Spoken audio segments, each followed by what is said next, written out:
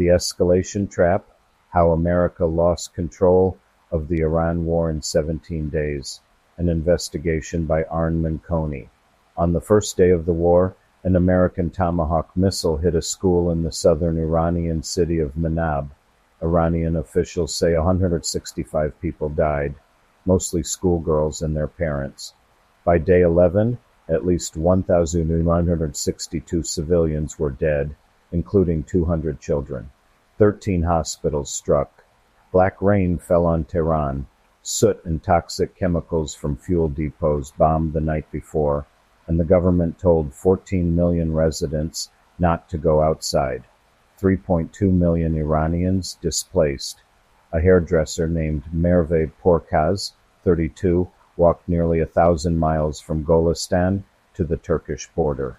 "If the war doesn't end," she told Fortune, "maybe I'll go back and die." This is what a 75% probability of catastrophe looks like from the ground. 3 days before the first bomb, Iran's foreign minister announced a historic nuclear deal was within reach. An Omani mediator flew to Washington 12 hours before the strikes to tell Vice President Vance the agreement was real. Trita Parsi of the Quincy Institute documented the betrayal. Iran had offered major nuclear concessions, and Trump could have claimed a diplomatic victory, Parsi told Al Jazeera. Instead, he chose war. The United States bombed anyway. Professor Robert Pape of the University of Chicago calls what is unfolding the escalation trap and gives a 75% probability that the United States is entering its worst stage. Stage 1. Tactical success. Palantir's Maven AI generated 1,000 targets in 24 hours, twice Iraq's shock and awe. Stage 2. Political blowback. The supreme leader we assassinated had issued fatwas against nuclear weapons. He was a guardrail. His son has vowed to keep the Strait of Hormuz closed. Iran had enriched uranium for 16 nuclear weapons. We killed the man who opposed the bomb. We cannot find the material. Stage 3. Regime change. Boots on the ground in 400,000 square miles of mountainous terrain. Every simulation ends the same way. Rula Jebrayal, reporting for Zeteo, put it plainly, "This war will make Iraq look like a walk in the park." And on March 17th, the administration's own counterterrorism director confirmed it. Joe Kent, a veteran deployed 11 times, a Gold Star husband who lost his wife Shannon in a 2019 suicide bombing in Syria, resigned as director of the National Counterterrorism Center and posted his letter publicly. "Iran posed no imminent threat to our nation," he wrote, "and it is clear that we started this war due to pressure from Israel and its powerful American lobby."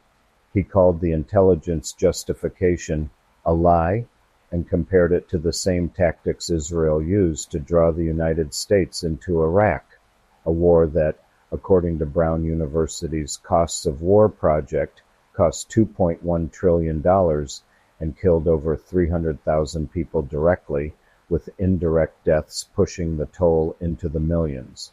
Same playbook, same lobby. And within hours, members of Congress called Kent anti-Semitic. The man who ran America's Counterterrorism Center says the war is a fraud. The people who fund it call him a bigot for saying so. So who is funding it? That is the second part of this story. Not one of the 15 active U.S. and Israeli military operations, from Iran to Gaza to Lebanon to Somalia to Yemen, has received a congressional vote. The Senate rejected a war powers resolution 53 to 47. The House rejected it 219 to 212. AIPAC spent over $15 million on 4 Illinois congressional races in the same week. 60% of Americans opposed this war before the first bomb dropped. The most unpopular military launch in modern American history. And the institution designed to authorize war will not stop one.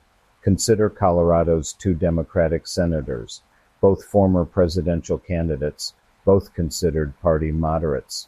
Senator Michael Bennet has not once called this war illegal.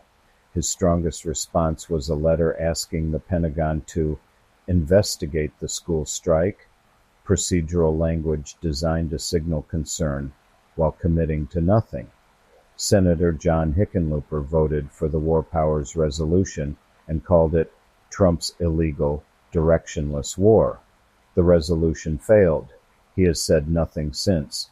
Now look at who funds them and what they own. According to Federal Election Commission data compiled by Open Secrets and Track AIPAC, Bennett has received $3.1 million from pro-Israel lobby groups. AIPAC is his number one organizational contributor. Blackstone Group is number 2. Hickenlooper has taken $2.5 million from pro-Israel groups and $2.4 million from the securities industry. Between them, $5.6 million from the pro-Israel lobby, $4.5 million from the securities and investment industry. But the donor money is only half the story.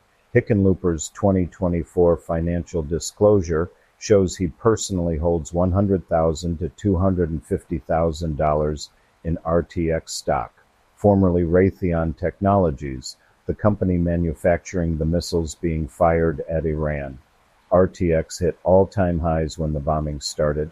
His household also holds Palantir Technologies, the company whose AI system selected 1,000 bombing targets in the first 24 hours, and he holds $250,000 to $500,000 in JP Morgan Chase, one of 40 banks piloting the tokenized financial system.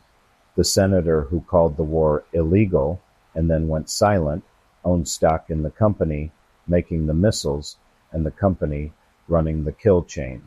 His portfolio went up when the bombs he claims to oppose started falling. These are not outliers. They are the template. Most Senate Democrats are funded by the same industries, and most are just as silent. Which brings us to the third part of this story, where all the money is actually going. The Iran war costs $891 million per day. In 17 days, over $12 billion. Parsi's estimate, $1 trillion to reopen the Strait of Hormuz alone.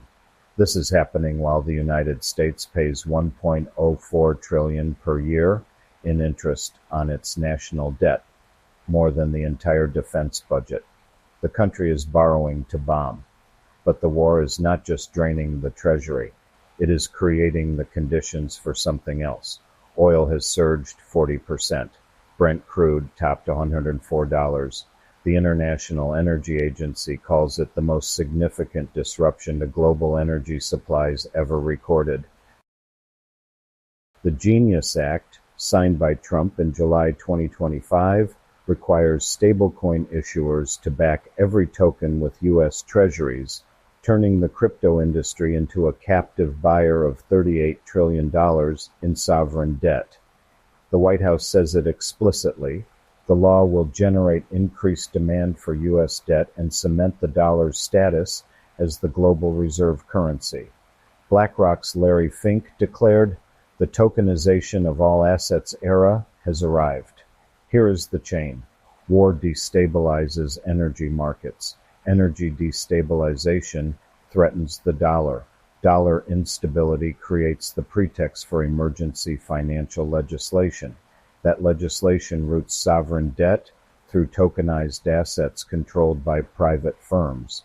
Democratic oversight is replaced by automated ledger systems that governments do not control and citizens cannot audit. The war is not just about oil. It is not just about what Israel and AIPAC have demanded for 30 years. It is about the transition from a debt-based dollar to what analysts are calling the asset dollar, a tokenized system that automates debt servicing, collateralizes national sovereignty, and transfers the architecture of global finance from democratic institutions to the same private asset managers funding Senate campaigns and filling Senate portfolios. The bombs are the cover. The digital enclosure is the objective. There are only 100 senators in the United States. 200 children are dead. 3.2 million people are displaced. The war is illegal, the economy is on a collision course, and the people with the constitutional authority to stop it are cashing checks and watching their portfolios rise. $1 trillion here and $1 trillion there. Now we are talking about real money. Call Senator Bennett, 202-224-5852. Call Senator Hickenlooper, 202-224-5941. Call your own senators. Ask them one question. Why are you silent? The war is funded by your taxes. The silence is funded by their donors. The only people not being paid are the ones with the power to stop it. You. This has been The Escalation Trap, an investigation by Arne Manconi. Full article and sources at arnemanconisubstack.com.